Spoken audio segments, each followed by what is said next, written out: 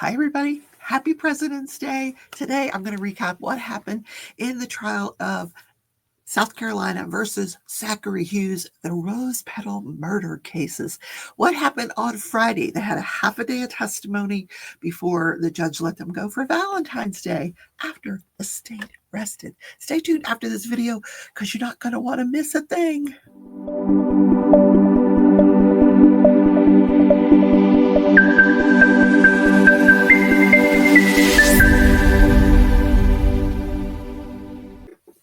Hey everybody, welcome back to the channel. Don't forget to hit that thumbs up button. It really helps the algorithm. And subscribe. If you're not subscribed, it's free. And if you're already subscribed, consider becoming a member of the channel. So what happened on Friday in this case? As we're sitting here doing our crafts and you're listening to this story, this is the case of Zachary Hughs. He's on trial for murdering Christina Parcell, allegedly innocent until proven guilty, right? There's so much going on in this case. It's ridiculous. So October 13th of 2021, there's a guy on a bicycle who enters the home of Christina Parcell. She is murdered. She is stabbed 35 times. We're going to hear from the medical examiner today. And she is discovered around 11 a.m. This all occurs about 10 a.m. Around 11 a.m., she's discovered by her boyfriend, Bradley Post.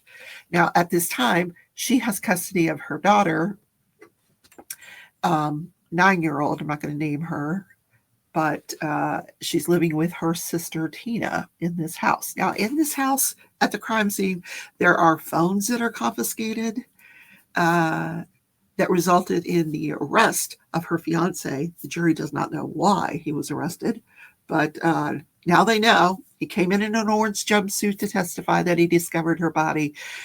It was told to the jury that he's been charged with a crime. That's all they know.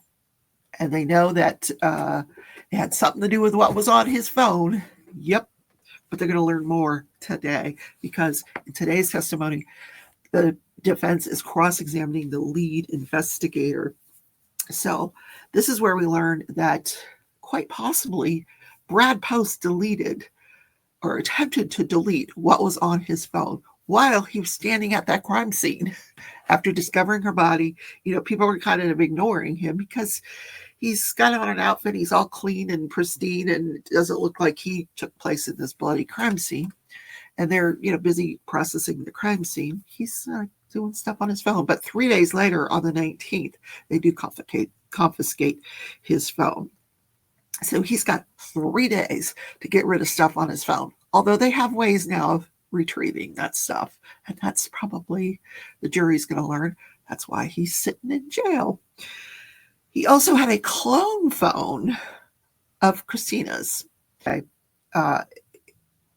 He could retrieve anything on this phone that she had that would have been stored in the Apple iCloud. So he had her Apple ID, he cloned her phone, anything she did with respect to that ID, emails, texts, phone calls, purchases, he would know about.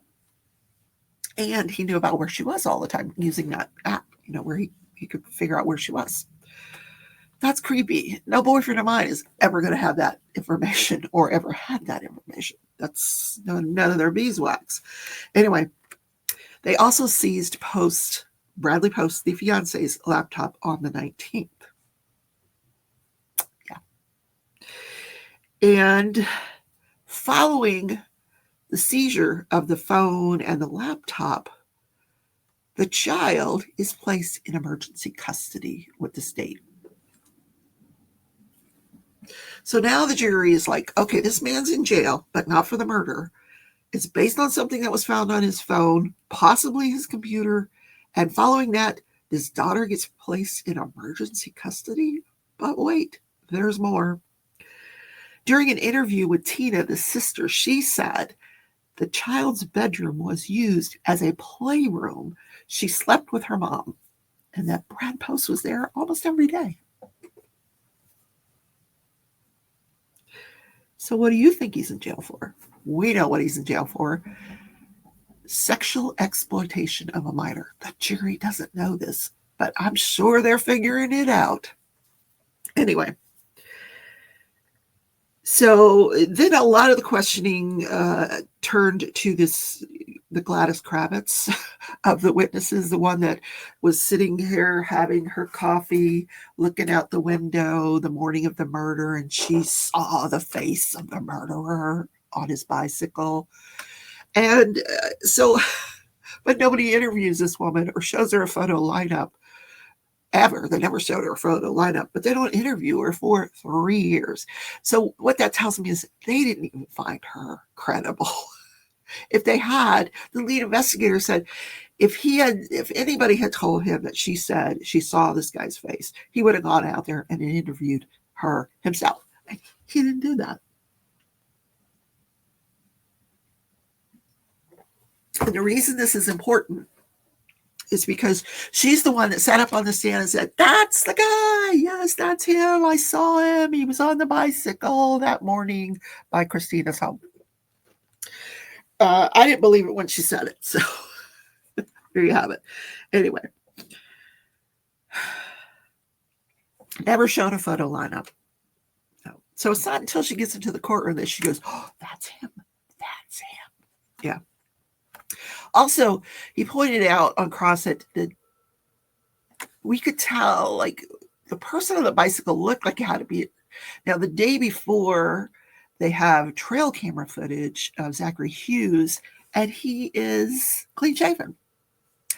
Then the day after, they have footage of him, and he's clean shaven, which I thought was interesting. So, is he going to say, oh, no, it wasn't me, but we're going to get to the DNA evidence today. So I don't know if he's going to be able to say, wasn't me. Anyway, did I mention that initially Brad Post would not provide Christina's Apple ID? Refused to provide it. Interesting. So then we get the medical examiner. Young lady, not been in the business long.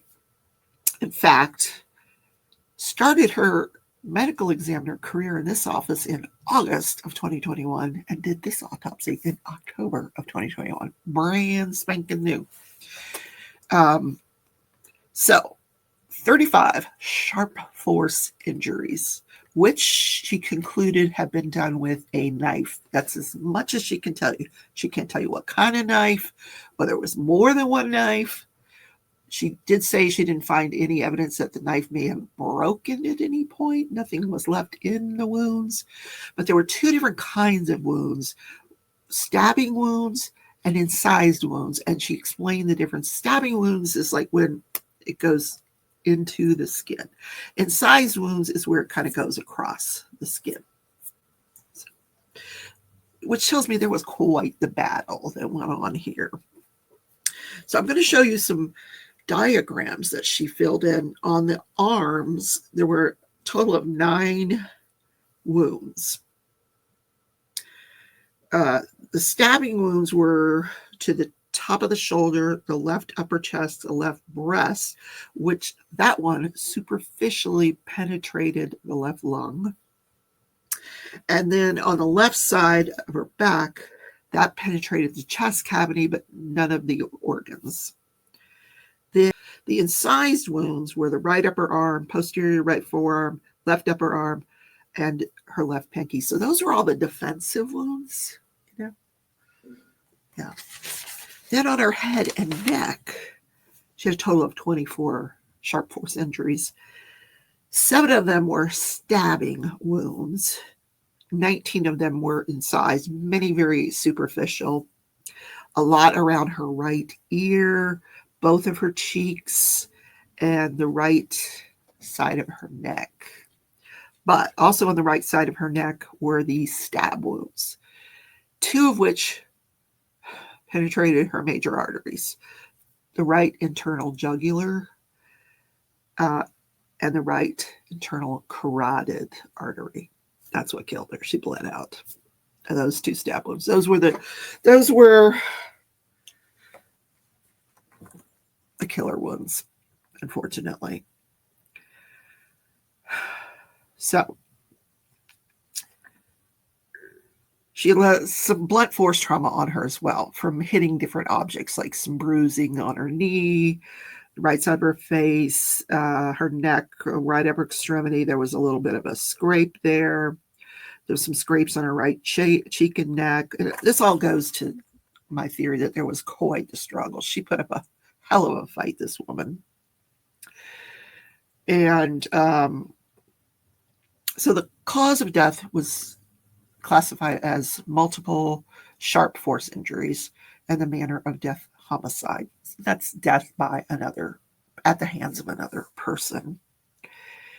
And we did learn that, because she said, oh, there were no drugs found on her toxicology screen, because we know there's cocaine found at the scene. But then on cross-examination, it came out that she had amphetamines in her system. But then on recross, they clarified that that was a prescription of Adderall that she had. Anyway. So then we get the forensic people. And it took hours to get to the point here. Let's just get to the point. First, we had to hear from the serologist who talked about how she prepared the slides, and we had to go through chain of custody and all this stuff. So basically, they got 6 reference samples. One from the Mike Manigal, that weird guy that took the stand, who was a friend of John Mellows, who was watching his house while John was over in Italy. And he's the one that said, hey, you know, Zach, maybe you should talk to the Zachary Hughs guy who also works for John Mello. So they had his reference sample. They had a reference sample from the victim, Christina, a reference sample from Bradley Post, her fiance, a reference sample from John Mello, baby daddy, and Zachary Hughs, the defendant. Then they had items that they were going to compare those reference samples. And the most important of those items were the left and right brake on the bicycle. They swabbed that. The bicycle that was found in that garage that was pristine, clean versus the other bicycles that were the same garage that had cobwebs on them. And then the others that were very, very important were the fingernail clippings that were taken of Christina Parcell at autopsy. She had acrylic pink nails. One said red, one said pink, but you know, whatever, acrylic nails. And then we get finally to the DNA analyst, who actually will give us some results. And what he said was the bicycle handlebars, Zachary Hughs DNA, overwhelmingly. Okay. And then fingernail clippings, Zachary Hughs, overwhelmingly, like 850 billion to any other probability. So then the state rests. So we didn't get to hear the argument for judgment of acquittal if they made it outside the presence of the jury. Obviously, it's always outside the presence of the jury, but I don't know if they made it after the jury was excused for the day, or I'm assuming they did, but there's overwhelming evidence that this murder was committed by Zach Hughs. It's just, you know, is it first-degree murder? Is it depraved heart? Is it angry heart? Why this complete stranger to this woman come and kill her in such a manner and then stage the body with, you know, by dragging her to a different location in the house and putting rose petals everywhere? And what is going on in this case? That's what the jury's got to be thinking this weekend. What is going on here? I'm confused. So here's what I think is going to happen on Tuesday, tomorrow, when court resumes. The defense deferred their opening statement. So I think we're going to get an opening statement from the defense. It may be brief, it may be lengthy, I don't know. So, but I will recap that for you. And then they're going to put on their case in chief. Like, what is his defense? The only thing I can come up with as an attorney is that he's going to say he was unduly influenced, that he's a vulnerable, somehow he's vulnerable and susceptible to this undue influence. The cat will not stop. I'm sorry. He wants out so bad, and then he freezes and wants to come again. This crazy cat. So is he somehow a vulnerable adult that was unduly influenced by this John Mello? And why hasn't John Mello been charged? Anyway, all right. I'll see you guys in tomorrow's video. Have a great day. I'm going to be live tonight. I'm going to be doing my building blocks, aka fake Legos, that you get from Temu. I'm building a ski slope, part 4 tonight. That will be at 7:30. See you then, or tomorrow in the crime video. Take care, everybody. Have a great day.